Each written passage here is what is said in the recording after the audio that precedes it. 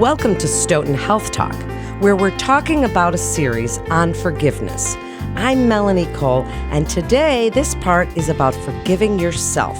Joining me is Tim Markle. He's the founder of Forgiveness Factor, an instructor at Stoughton Health, and a contributor to the International Forgiveness Institute.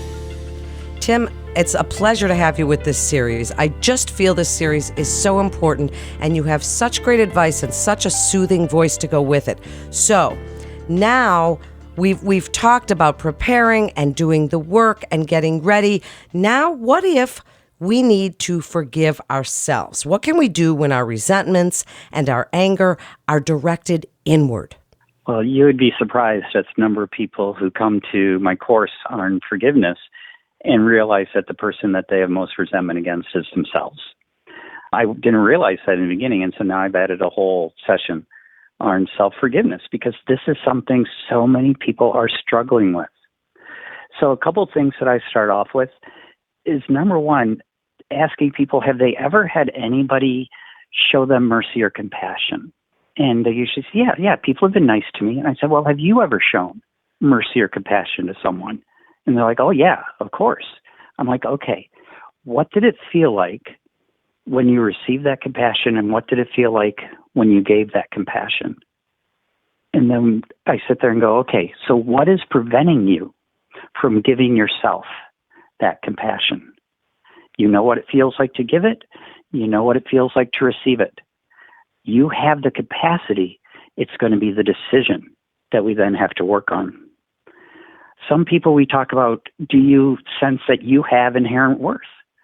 Do you feel like you are actually worthy to be here? And just like we do in forgiving others, we go through why you have inherent worth, why each of us is valuable, why each of us is special, we're unique, and we're irreplaceable. I don't care how many sci-fi movies I see, they haven't got this cloning thing down right yet. Something always goes wrong. And that's because each of us is irreplaceable. We're more than just ourselves. We're more than just our experiences. There is something unique about each and every one of us. And so helping that person recover their inherent worth, reminding people that they're more than their actions. I don't want to be judged on my worst day. I don't want to be judged by my worst actions. I don't want what I did 30 years ago to determine how somebody views me today. I've changed in the last 30 years. I've grown. And so reminding people that they are more than their actions. Remember that you can and should honor yourself even as you're imperfect. There is no perfect person walking this world today. You are among a group of imperfect people. One of the barriers that we have with self-forgiveness is sometimes we find it hard to admit that we did something wrong. And so part of self-forgiveness is saying, yep, I screwed up. I am not a screw-up, but I screwed up. And part of self-forgiveness may be having to go and ask for forgiveness to somebody, to start to work through that healing, to let that part of it go. And so we spend a lot of time, very similar to the other ways of forgiveness, of saying, okay, what is it that you did? When did you violate your sense of right or wrong?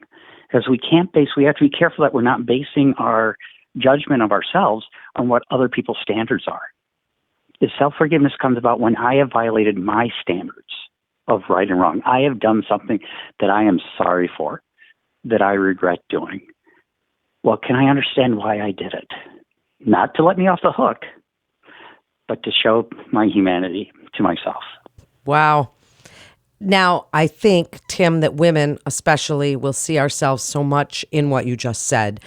And I see a difference in being able to forgive our things, in being able to forgive ourselves for things we might regret versus the negative self-talk that we do. Like you said, while it's not what other people see in us, we are literally looking inside ourselves. But as women in particular, we do this negative self-talk, so we're less likely to be able to forgive ourselves for our big thighs or our hips that are a little bit too wide or for that cake we had last night.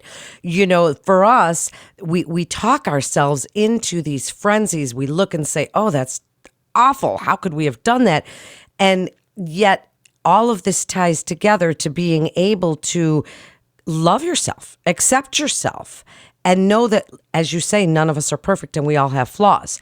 So as some of us are our worst enemies, how do we forgive ourselves? How do we extend that compassion to ourselves when we're certainly willing to do it for others? I think one of the first things you already hit on is we have to become aware of what are the messages that we're telling ourselves. What is our daily self-talk? When I make a mistake, do I blow it out of proportion? I broke a glass in the kitchen the other day. Oh, I break everything. Oh my gosh, I can't believe anybody has anything worth anything around me. If they give it to me, I'm just going to break it. I've broken things my entire life. I guess I'm just a breaker. It's who I am. And we start to identify with our mistakes as part of who we are. And so we have to be careful and we have to become aware of what is that self-talk that we're telling ourselves. Are we continually setting ourselves up for failure by believing that we're never going to succeed? And so once we look at self-talk, then we have to find a way to stop it. We have to find a way to change the self-talk. And that's where a lot of people will start to use different phrases. One person I know decided that the most effective thing for them was anytime that they had a negative self-talk, they were just going to say the word stop out loud. I'm like, well, good luck with that in the grocery store. But they really wanted to break that chain in their brain of that negative thoughts. And so they would say stop. And that would be a cue to them to be aware of what they're thinking and to change that thinking.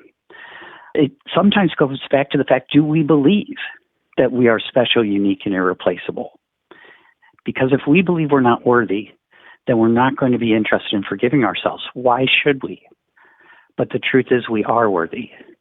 We are special, unique, and irreplaceable. We can do stuff that nobody else on this earth can do. We are this unique compilation. And once we start to tell ourselves these things like, I am special, unique, and irreplaceable. I matter.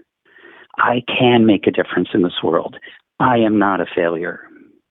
Then we start to change the words that we're telling ourselves. And that's one of the biggest things we can do. It's one of the biggest things I have had to do, Melanie, is I still struggle with negative self-talk. And so I have to be really aware of when I'm starting to slide down into that, oh, you loser, you're such a failure, you didn't say this correctly, oh my gosh, you mumbled that last word, oh, you're horrible on the radio. Those thoughts come quite naturally to me.